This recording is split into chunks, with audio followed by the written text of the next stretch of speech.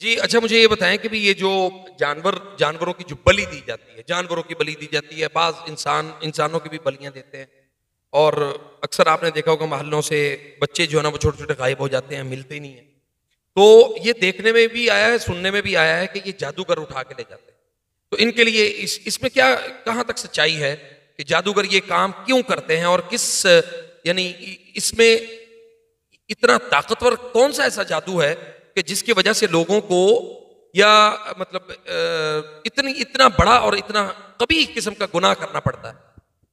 जी, जादूगरों का जो सरदार होता है ना, जो जादूगरों का कबीले का सरदार होता है, जब उससे मुलाकात करनी हो, उससे मुआहदे तय करने हो और जिन्नात से मदद हासिल करनी हो, तो ये जानवरों की बलियां देते हैं। बकरा हो गया या मुर्गा वगैरह जो भी, या कभी आपने रस्तों में देखे होंगे अंडे पड़े हुए चुराहों में, या इस किस्म का कोई कुफ्र या शिरकी या कलिमात लिख देते हैं। तो बलि जो देना है ना, इन बच्चों की, नाबालग बच्चों की बलि दी जाती है। उसमें बच्चे के साथ लवातत की जाती है। फिर बच्चे के साथ लवातत करके जो पखाने के साथ फिर कुरान को लिखा जाता है। ला हौला वला कुव्वता इल्ला बिल्लाहिल अलीय्यिल अज़ीम। आप सुन रहे हैं नाज़रीन कि ये काम करते हैं जो, जिनके पास हमारी आजकल की ये जो अवाम है, ये जो हमारी जनता जाती है इनके पास, जादूगरों के पास। ये आगे सुनते जाएं जरा। तो जब बलि दी जाती है तो बलि का एक खास सितारा जब तलू होता तब बलि दी जाती है इन बच्चों। उस सितारे को क्या बोलते हैं? उस सितारे का नाम हलूत बोलते हैं। उस सितारे को हलूत, वो खास किस्म का सितारा मशरिक से तलू होता है, जो दिसंबर के अमूमन दिनों में तलू होता है। और जब वो सितारा तलू होता है तो उस बच्चे की, नाबालग बच्चे के साथ लवातत की जाती है सबसे पहले। और लवातत करके फिर शैतान को जितना राजी करना हो लवातत की जाती है। फिर कुरान पाक को उसके पैखाने से या अपने पैखाने पेशाब को मिक्स करके फिर लिखा जाता है।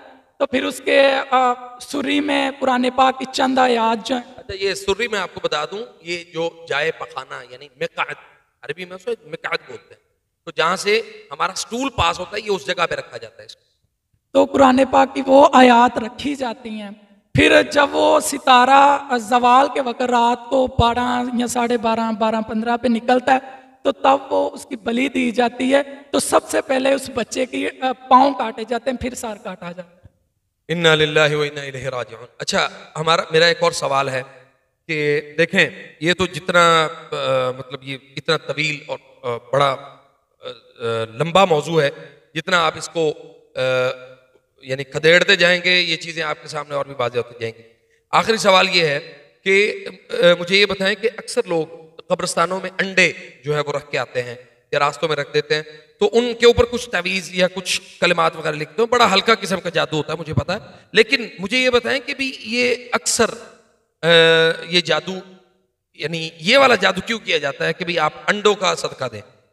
ये जादू आमतौर पर नजर बद के लिए किया जाता है कि हमें नज़र लग गई और हमें कुछ ऐसा काम बता दें कि जिससे हमें नज़र ना लगे। हमारे घर में छोटी छोटी लड़ाइयाँ होती हैं, लड़ाइयाँ ना हो, तो फिर अंडों का अमल या दालों वगैरह का अमल किया जाता है। तो मेरा आखिर एक और सवाल है, मादरत के साथ, चूंकि सवाल बहुत ज्यादा हैं।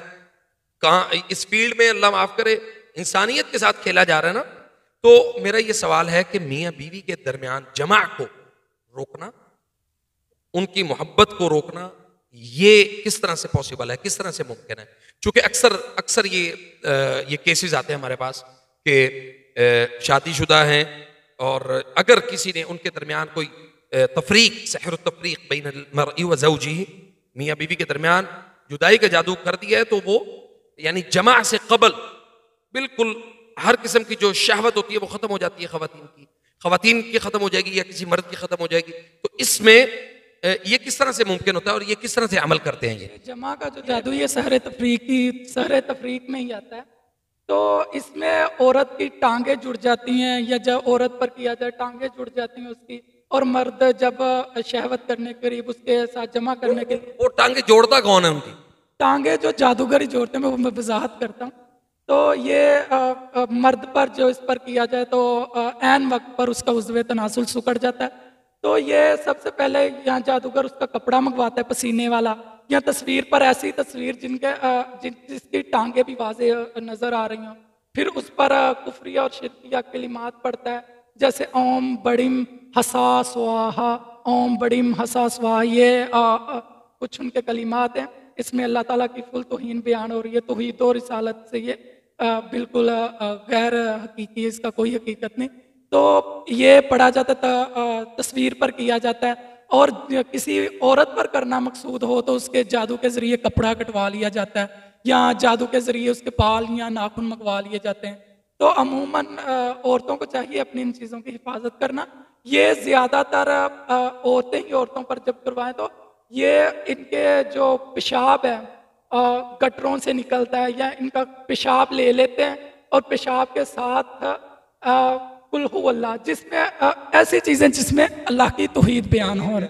जो आयात, वो आयात यानी आयात तौहीद, वो जो जिसमें बयान की गई होंगी, या आयात खल्क यानी जिसमें अल्लाह ताला ने इंसान को पैदा किया। तलाक करवाई जा सकती है ये जादू के जरिए। ये सबसे ज्यादा मुंतशर और फैली हुई है किस्म है जादू की कि मियाँ बीवी के दरमियान जुदाई डाल देना।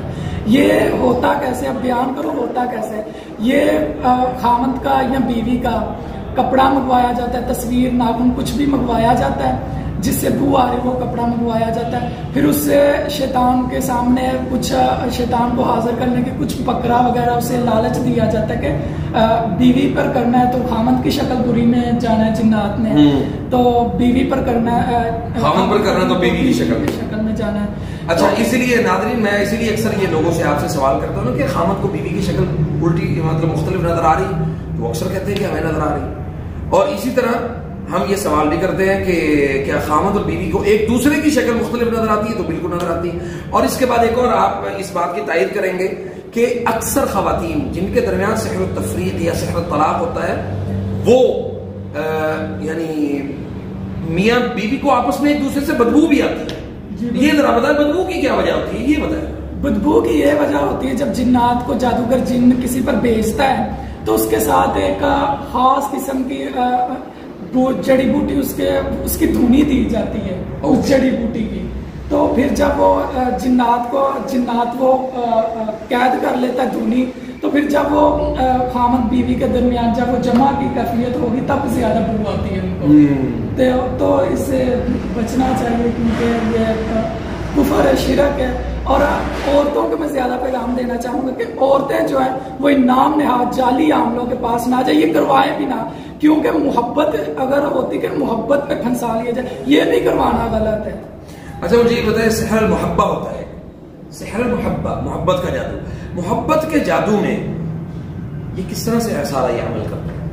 मोहब्बत के जादू में 21 दिन का चिल्ला काटना पड़ता है, ये कब्र में बैठ के काटना पड़ता है। और इसमें औरत की ही जो है ना, औरत की ही कब्र से, किसी कब्र से हड्डियां निकाल ली जाती हैं या बाल निकाल, किसी औरत के, उस औरत के किसी और औरत के ये निकाल लिए जाते हैं। और बाज दफा ये मियाँ बीवी के दरमियान मोहब्बत पैदा करने, और बाज दफा दूसरे किसी महरम के साथ मोहब्बत पैदा करने के लिए फिर दूसरे के साथ जो करना उसके लिए तस्वीर मंगवाई जाती है, तस्वीर या कोई चीज मंगवाई जाती है और उस पर खास किस्म के तसल्लुम लिखे जाते हैं, तलसुम लिखे जाते हैं, तलासिम, तो उसे तलासिम बोलते हैं। तलासिम अरबी में एक जुमला बोलते हैं, अस्सहर मकतूब या अस्सहर तलासिम। एक होता है तलिस्म, हम उसको भी जादू बोलते हैं, लेकिन ये लोहे की और पीतल की और यानी किसी ऐसी सख्त धात के ऊपर खुरदरे यानी उसके अंदर कुंदा करवाया जाता है। तो ये तस्वीर मंगवाई जाती है जिस पर ये सहरे मोहब्बत करना होता है। तो फिर वो अपना ही पेशाब करता है और उसके साथ जैसे वइन्नहु लिहुब्बिल खैरि लशदीद, ये जिसमें मोहब्बत के वो आयत जिनमें मोहब्बत का जिक्र आ रहा, उनको पेशाब के साथ उल्टा लिखना शुरू करता है उस औरत की तस्वीर पर, या ऐसे खास किस्म के इल्म अदाद में होते हैं, अदाद में लिखता है, जैसे 786 में अमूमन ये बिस्मिल्लाह करते हैं, ये गलत है। बिल्कुल सही। अच्छा, मुझे ये बताएं कि एक बीमारी है कैंसर, ये जादू के जरिए से कैंसर होता है, मेरा ये मानना है। और मैं सुभान अल्लाह, मैंने बहुत सारे केसेस में बहुत सारे मरीजों को देखा है इस कैफियत में मुब्तला। अल्लाह ताला उन्हें तमाम को शिफाए कामिला दे। मुझे ये बताएं कि जादू के जरिए से कैंसर किस तरह से लगाते हैं और ये ब्लड में इन्फेक्शन कैसे दाखिल करते हैं, ये जरा इस पर थोड़ी सी वजाहत करें। जी, ये जैसे सहरे मसान होता है ना हिंदुओं की राग का, राग जो लेके जादूगर, इस तरह जैसे वो खिलाया पिलाया जाता है, इस तरह जो सरतान है ये बीमारी किसी को लगानी होती है तो सबसे पहले पेशाब और पखाने का काले जादू में बहुत ज्यादा असर है। ये बहुत ज्यादा काम करता है। ये खास के पेशाब और पखाना लिया जाता है। अच्छा, मुझे एक मिनट मादरत के साथ मुझे ये बताएं कि पेशाब इंसानी, पखाना इंसानी होना चाहिए या किसी भी जानवर का होना चाहिए? ये जानवरों के भी इस्तेमाल होते हैं, यही नहीं कि इंसान का, ये जानवरों के भी इस्तेमाल, हराम जानवरों के, हलाल हराम जानवरों के जो पेशाब। तो ये जो सरतान की बीमारी किसी पर, ये सारे अमराज में ही आ जाता है। सरतान की बीमारी लगाई जाती है ना जो, तो इसमें पेशाब और पैखाना, ये इनको दोनों को मिक्स किया जाता है। और फिर एक जानवर है जिसे हम सूर बोलते हैं, उसके नाखून लिए जाते हैं और उल्लू के नाखूनों के मैल ली जाती है। फिर उस पर खास किस्म की आयात है, वो आयात तिलावत करते हैं, पढ़ते हैं, यानी कि फिर इल्मुल अदाद, एक इल्म है इल्मुल अदाद, फिर इल्मुल अदाद के जरिए कुछ नक्श वगैरह बनाते हैं, फिर उसमें डालते हैं और मिक्स कर देते हैं उसमें अच्छी तरह। फिर एक चुटकी के बराबर या कतरे के बराबर जिसके खाने में भी मिला दिया जाए तो उससे सरतान की बीमारी हो जाती है। और सरतान की बीमारी ये खून में रच जाती है, जिस तरह के हदीस में भी आया कि जिन जो है वो इंसानी खून में, इंसानी जिस्म में खून की तरह गर्दिश करता है। तो यानी वो इब्न आदम के जिस्म में शैतान ऐसे दौड़ता है जैसे उसके जिस्म में खून दौड़ता है। तो ये चीज़ उसको प्रूव करती है कि शैतान इस तरह से हमारे जिस्मों में दाखिल होकर ये काम करते हैं। बहुत शुक्रिया जी आप सबका, आपने हमारा ये इंटरव्यू देखा। अब्दुल क़य्यूम भाई, हम इंशाल्लाह, हमारे अहबाब भी, हमारे दोस्त सारे, हमारे नाज़रीन इस पर इंशाल्लाह आपके लिए भी, हम भी आपके लिए बहुत ज़्यादा दुआगो हैं कि अल्लाह ताला हमें दीन की सही मानों में समझ दे। आखिर में कोई पैगाम देना चाहें? आखिर में पैगाम यह देना चाहूँगा कि अपनी चीज़ों की आप हिफाजत करें और आप सल्लल्लाहु अलैहि वसल्लम के और कुरान पाक के बताए हुए तरीकों पर अमल करेंगे, इंशाल्लाह आप पर कोई चीज़ असर नहीं करेगी, दुनिया जहान की कोई चीज़ असर नहीं करेगी। आप सुबह शाम के अस्कार करें जो आप सल्लल्लाहु अलैहि वसल्लम ने बताए हुए हैं और कुरान पाक पर अमल करें। कुरान पाक को तर्जुमे के साथ पढ़ेंगे ताकि आपको समझ आएगा कुरान पाक पढ़ के आ रहे हैं, तो इंशाल्लाह ये आप पर कोई जादू असर नहीं करेगा अगर आप सही इस्लाम के तरीकों पर अमल करेंगे।